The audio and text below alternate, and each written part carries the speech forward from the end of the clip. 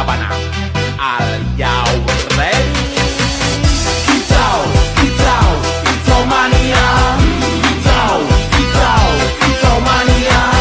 Kicau, kicau.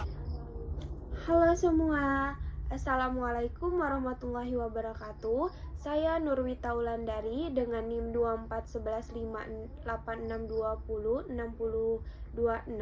Di sini saya akan menyelesaikan tugas ujian tengah semester saya pada mata kuliah evaluasi pembelajaran. Nah, di sini saya akan menjawab 5 pertanyaan soal ujian tengah semester. Baiklah, soal yang pertama, apa yang dimaksud dengan tes dan sebutkan aspek-aspek perencanaan tes. Jadi, jawaban dari saya adalah tes adalah alat atau cara untuk mengukur kemampuan pengetahuan atau hasil belajar siswa setelah mengikuti proses pembelajaran. Tes biasanya berbentuk soal-soal yang harus dijawab oleh siswa untuk mengetahui sejauh mana mereka memahami materi. Jadi di sini ada aspek-aspek dalam perencanaan teks. Yang pertama itu ada tujuan teks. Untuk mengetahui apa yang ingin diukur, misalnya pemahaman materi. Yang kedua ada kisi-kisi soal, seperti pedoman dalam membuat soal agar sesuai dengan indikator. Yang ketiga ada materi yang diujikan, jadi harus sesuai dengan pembelajaran yang sudah diajarkan. Yang keempat ada bentuk soal seperti pilihan ganda, isian atau uraian. Yang kelima ada jumlah soal, yaitu jumlahnya disesuaikan dengan waktu dan kebutuhan. Yang keenam ada waktu pengerjaan. Waktu ini harus cukup dan tidak terlalu singkat.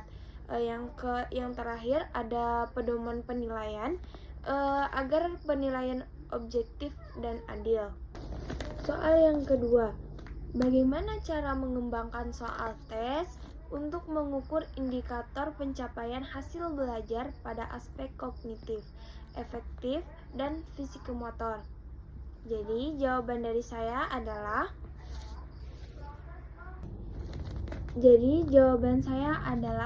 cara untuk mengembangkan soal kognitif, afektif, dan fisikomotor dalam pembelajaran itu ada 3 aspek yang diukur. Yang pertama ada kognitif atau pengetahuan, untuk mengukur kemampuan berpikir siswa melalui dari mengingat sampai menganalisis itu dengan cara membuat soal sesuai dengan indikator pembelajaran. Gunakan kata kerja seperti menyebutkan, menjelaskan, dan membandingkan.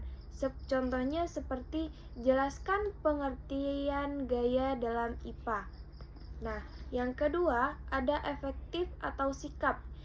Cara mengukur sikap dan perilaku siswa, caranya itu melakukan observasi atau pengamatan. Yang kedua ada angket atau jurnal sikap. Contohnya seperti menilai sikap kerjasama, disiplin, dan tanggung jawab siswa saat belajar kelompok. Nah, yang ketiga itu ada psikomotor atau keterampilan, untuk mengukur kemampuan siswa untuk melakukan sesuatu keterampilannya. Cara mengukurnya itu seperti melakukan praktik langsung dan penilaian kinerja. Contohnya seperti siswa melakukan percobaan atau menari sesuai gerakan yang diajarkan. Baiklah, saya akan menjawab pertanyaan dari nomor 3. Apakah ciri-ciri butir suatu tes disebut baik? Jelaskan. Baiklah, jawaban dari saya adalah saya di sini akan menjelaskan tentang ciri-ciri butir soal yang baik. Yang pertama, soal yang baik itu harus valid, Artinya soal tersebut benar-benar sesuai dengan materi yang ingin diukur jika tidak keluar dari pembahasan. Kemudian, reliable, maksudnya jika soal tersebut digunakan berulang kali, hasilnya tetap konsisten dan bisa dipercaya. Yang ketiga ada objektif, yaitu penilaiannya tidak dipengaruhi oleh pendapat pribadi, sehingga hasilnya adil untuk semua siswa. Selain itu, tingkat kesukaran soal juga harus sesuai, tidak terlalu mudah dan tidak terlalu sulit, supaya bisa mengukur kemampuan siswa dengan tepat. Soal yang baik juga memiliki daya beda yang baik, artinya bisa membedakan mana siswa yang benar-benar paham dan mana siswa yang belum. Dan yang terakhir, soal harus jelas dan menggunakan bahasa yang mudah dipahami dan tidak membingungkan siswa. Itulah ciri-ciri butir soal yang baik. Nah, di soal yang keempat ada yang jelaskan 3 definisi evaluasi menurut para ahli serta berikan sumber, nama penulis, tahun, judul, dan penerbit.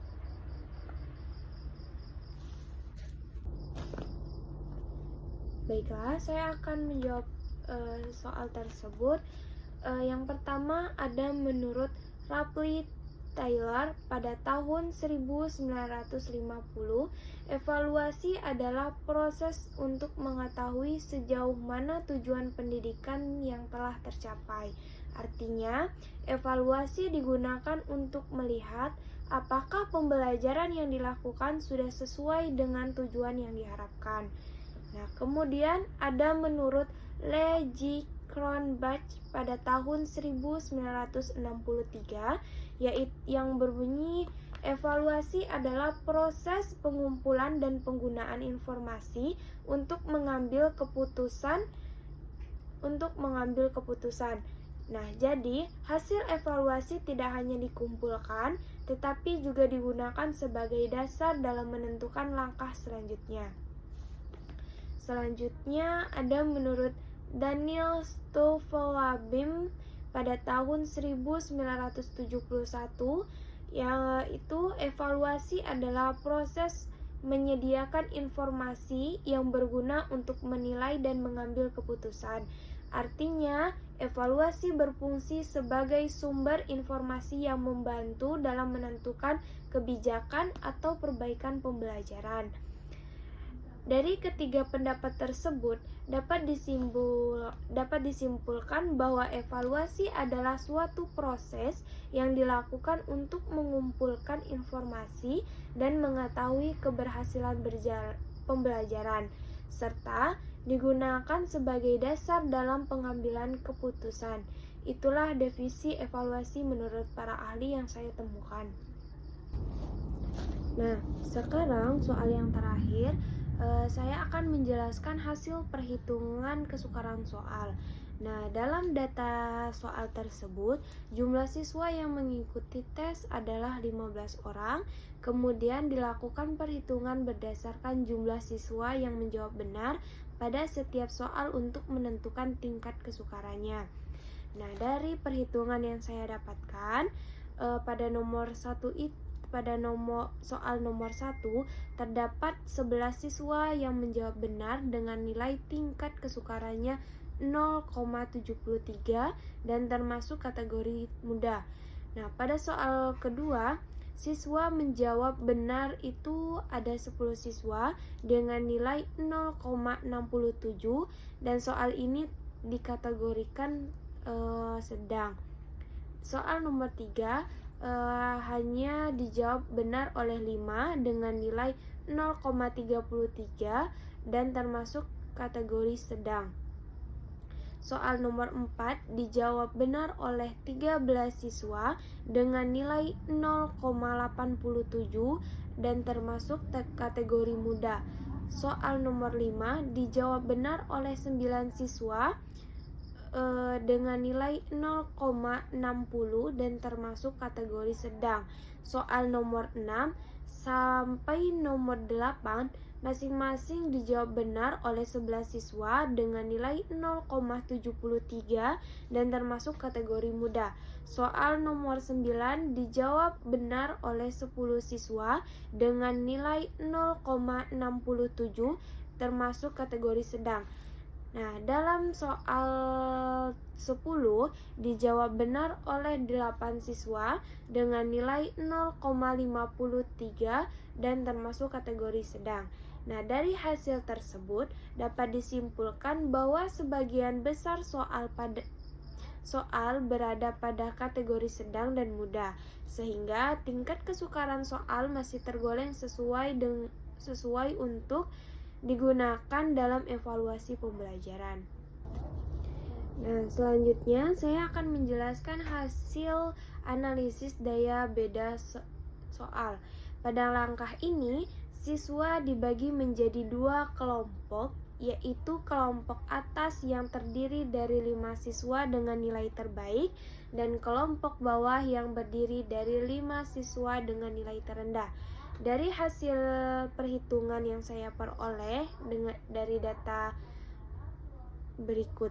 Soal nomor 1 itu memiliki daya beda 0,40 dengan kategori cukup. Soal nomor 2 memiliki daya beda 0,40 dengan kategori cukup. Soal nomor 3 memiliki daya beda 0,20 dengan kategori jelek. Soal nomor 4 memiliki daya beda 0,60 dengan kategori baik. Soal nomor 5 memiliki daya beda 0,40 dengan kategori cukup. Soal nomor 6 memiliki daya beda 0,60 dengan kategori baik. Soal nomor 7 memiliki daya beda 0,60 dengan kategori baik. Soal nomor 8 memiliki daya beda 0,40 dengan kategori cukup. Begitupun dengan soal nomor 9 dan soal nomor 10 memiliki daya beda 0,20 dengan kategori jelek. Nah, dari hasil tersebut dapat diketahui bahwa sebagian besar soal memiliki daya beda pada kategori cukup dan baik. Meskipun masih ada beberapa soal yang berada pada kategori jelek, sehingga perlu diperbaiki agar lebih mampu membedakan siswa yang memahami materi dan siswa yang belum memahami materi. Sebagai penutup dari saya, dapat disimpulkan bahwa soal yang baik harus memiliki tingkat kesukaran yang seimbang dan daya beda yang baik, sehingga dapat mengukur kemampuan siswa secara lebih tepat dan objektif. Baiklah, sekian dari saya. Apabila ada salah kata, mohon maaf. Saya akhiri. Wassalamualaikum warahmatullahi wabarakatuh.